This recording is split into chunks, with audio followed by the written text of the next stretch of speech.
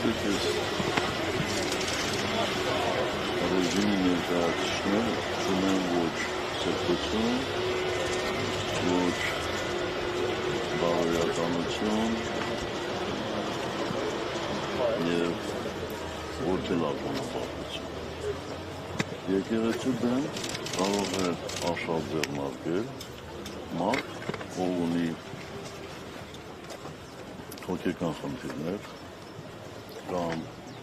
լծված է ամբողջովին չարությամբ, կամ էլ կատարում է թշնամու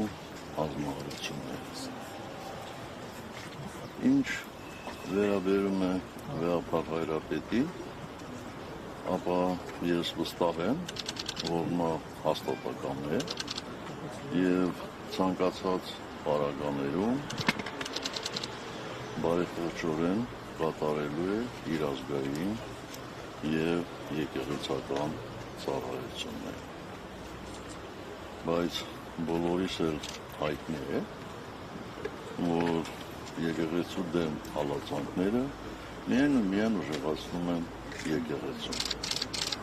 Այնպես որ համբերությամբ սպասենք։ Պարոն Սարգսյան, կիրակի օրը պատարագ է լինելու կարգալույց եղածներ Արամ հայտարարել, Փաշինյանն էլ մասնակցելու է կիրակի օրվա սուրբ պատարագին։ Դուք ձեր թիմից գնալու եք, չգիտեմ, այնտեղ